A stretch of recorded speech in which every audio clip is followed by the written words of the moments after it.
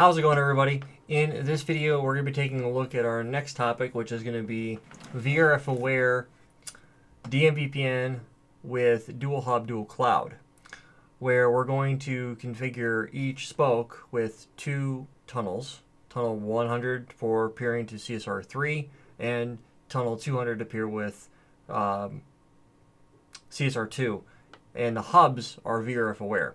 So the concept here is you want to provide better failover. Instead of having everybody polarized to one connection, it actually provides much better connectivity in terms of what's going on.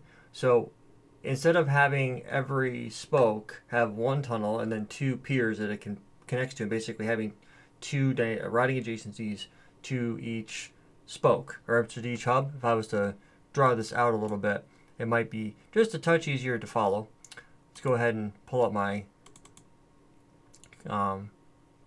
drawing software real quick, and I'll draw some arrows to help paint the picture whenever they decide to launch. So basically what's happening right now, if we go to a green arrow and an arrow, what's happening is, we'll pick on CSR5 for the moment. CSR5 has one tunnel created, tunnel 100, and he's basically got two adjacencies, one to each hub, so CSR2 and CSR3 respectively. So that's working, right? But it's one tunnel, two different peers, two different hubs, and you have to go on to the hub, and right now we're doing a basically a /16 summary route on CSR2 down to the spokes. So basically everybody's like this. Everybody's got a connection to the hubs like so. So this is basically our current design, right? Well, what's going to end up happening is on the spoke side, we are receiving two routes. Or sorry, we've got two adjacencies, one to each hub. CSR2 is sending a shorter match, a /16, so from a routing perspective, it's going to be less preferred. CSR3 is sending all the longer match routes, so all the traffic will go to CSR3, and then on CSR2, we've bumped up the delay on the tunnel interface to be less preferred. So from a routing perspective, what's going to end up happening is traffic is going to go from CSR7 to CSR3, and then to CSR4, CSR5, and CSR6, respectively, for any traffic going from the hub or from the HQ side down to the spokes. And all the return traffic will go from the spokes up to CSR3, and then if they need to do any spoke-to-spoke communication, it'll go up to CSR3 initially until the spoke-to-spoke connection is formed between the spokes like this, and then you'll have an on-demand point-to-point tunnel between the spokes. What we're going to go do here is actually change this up a little bit. Instead of having the connection like we have, we're going to have one tunnel, which I will draw out as a green arrow. This guy will have tunnels down to all of the connections like so, right? And then I'll switch colors over to orange. And then we'll have connections going out from CSR4, CSR5, and CSR6 to CSR3. These will be two different tunnels. So every spoke will have two tunnels. Tunnel 100 going to CSR3, tunnel 200 going to CSR2, and then we'll be able to do per routing modifications and stuff like that. This will require some additional configuration. That's okay. We have no problem going through that process. We're going to have to create additional profiles and stuff like that. So it's going to be a little lengthier video in order to get everything up and running with on CSR2. We're actually going to kill the tunnel and modify all of the spokes to remove all of the current connectivity from the spokes to the hub. We'll blow away the tunnel on CSR2 so that it's basically a blank configuration, but then we're going to go jump on CSR2, configure a new tunnel, and go through as if we were creating a new single hub connectivity, which essentially is what we're doing. It'll be two separate clouds. It'll be a 10.1.100.0/24 and then a 10.1.200.0/24. And so that'll give us better granularity, or I should say more granularity, from a routing perspective on how to deal with those types of things, and we can route accordingly from there. So let's go and take a look at exactly how that's going to play out. I'm going to go ahead and switch back over to my mouse and pull up the config. So this will be, let's go ahead and get rid of all the drawing there.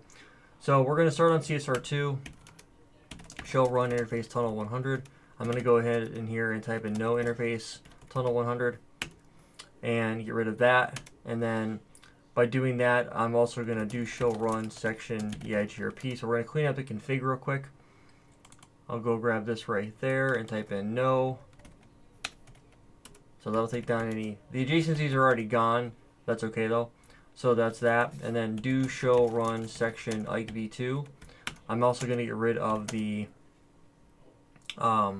keyring can stay. And so technically the profile can too, right? It's, most of the stuff can stay put. So it's not terribly involved of what we have to accomplish. It's more on the spoke side where we're going to run into problems. And the problem that we're going to run into is we're binding two IPsec profiles, basically to the same transform set, to the same source IP address on the spoke side.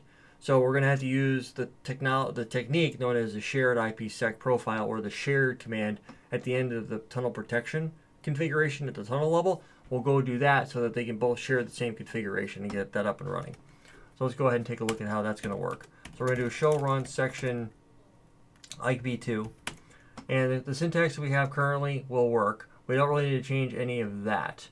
We will be calling the same keyring and the same profile and that type of stuff. All that pretty much is staying the same. So I'm going to leave that alone. What we have to do is set up a new DMVPN tunnel and get all that squared away. So what I'm going to go do is I'm actually going to interface tunnel 100. I'm going to shut down the adjacency here and do the same thing with, we do show history.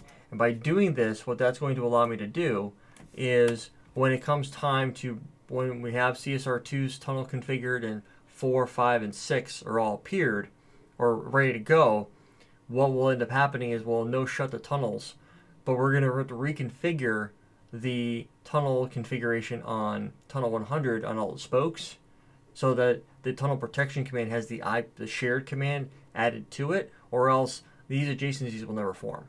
Because then there'll be like one SPI is trying to grab the transform set, then the other one's trying to grab it, and they start to butt heads, and you get to a situation like that. So I'm going to go over to CSR5. I'm going to go ahead and shut the tunnel down and do the same thing on 6. And there we go. So now what I have to go do is on CSR2 is interface tunnel 200. The tunnel source is going to be gig 1. The tunnel mode will be GRE multipoint. The tunnel key will be 200. The IP address will be 10.1.200.2/24. The IP NHRP map multicast dynamic. The IP NHRP network ID will be 200. IP NHRP authentication will be Cisco. The tunnel key will be 200. Tunnel VRF is going to be IKEv2 _VRF. And the tunnel protection will be IPsec Profile. And then the name of the profile will be this guy right. I didn't look at that command. Do show run section IPsec. And we'll grab the tunnel protection IPsec profile. We'll grab this guy right here. That's that. And that's pretty much it. And then we'll go to router EIGRP VPN. Address family IPv4 autonomous system 1. Network of 10.1.200.0.0.0.255. So that's pretty much there. Once we get the spokes configured, we'll be in really good shape. So let's just look at the config real quick. We'll look at interface tunnel 200. And it's a pretty straightforward config. There's really nothing significant about what we're doing here. We're going to go over to CSR4. And I'm going to type in do show run interface tunnel 100. And at the end here, I'm going to type in the interface tunnel 100, the tunnel protection IPsec profile command right here. I'm going to add the shared command at the end and hit the enter key.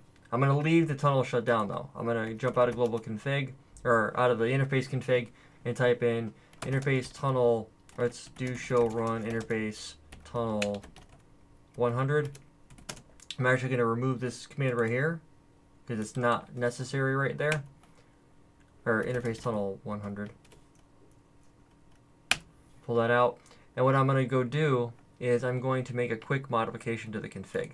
I'm actually going to grab the syntax, do show run interface tunnel 100. And whenever you have something like this operational, it's better to just reuse it. Oops, wrong screen. Reutilize it than it is to go and make a bunch of changes to it. Tunnel 200, we'll go 200, and then we'll say 200.2, and then we'll make the change here 21 to 02.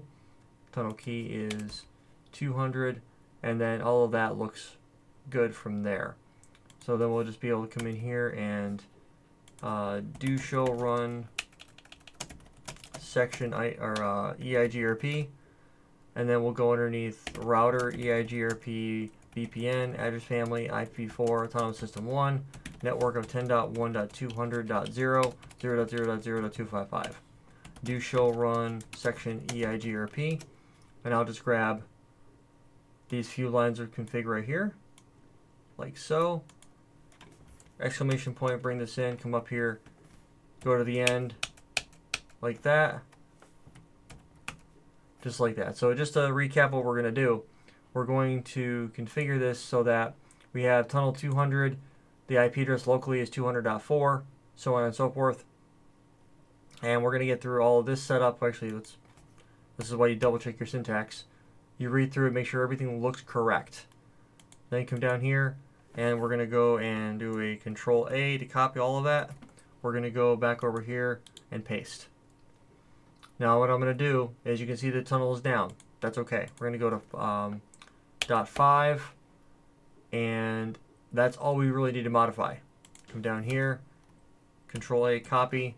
Let's go to CSR5, copy, paste. And then, so see how this popped up right here?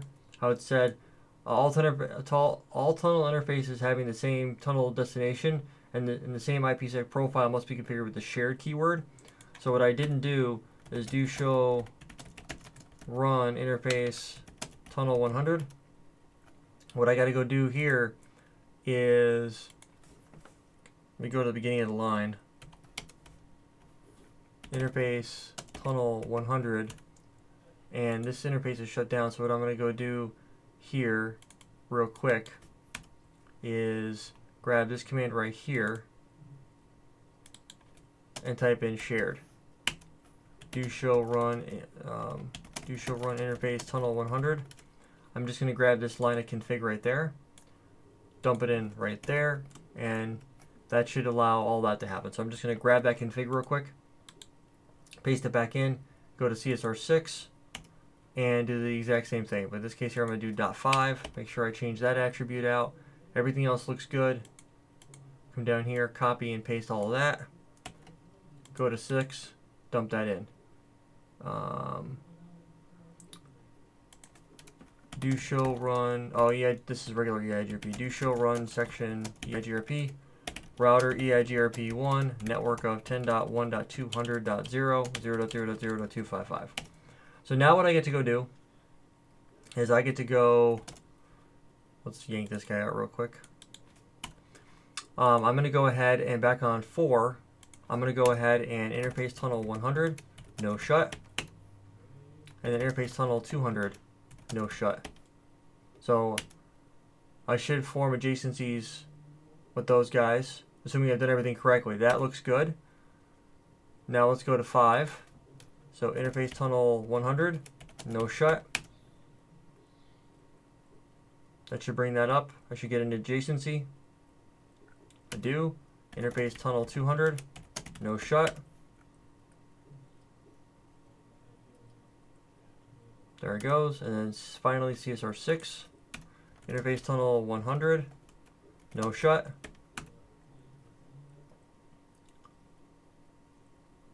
There we go. Interface tunnel 200, no shut.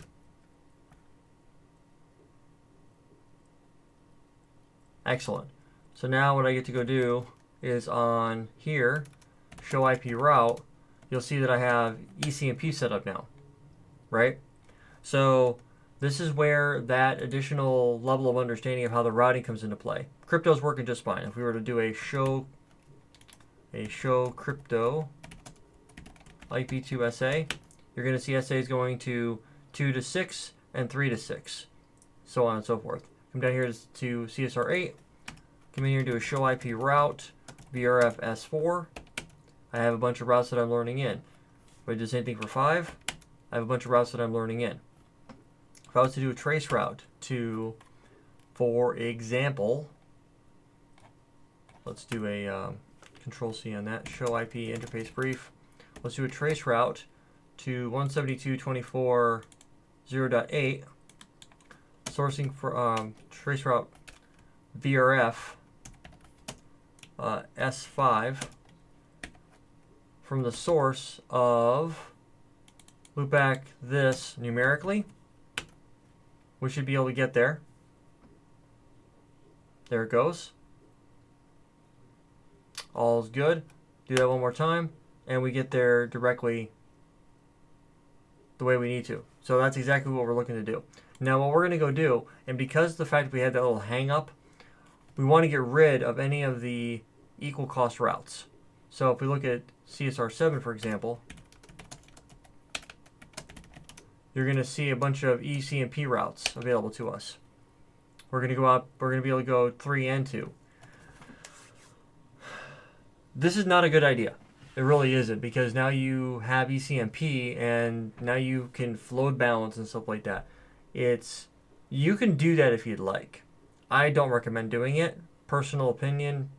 I've had some issues run in production with equal cost multipathing over DMVPN. It doesn't seem to play well. So what I'm going to go do is on CSR2 is on here. I'm going to type in interface tunnel 200. I'm going to type in the delay.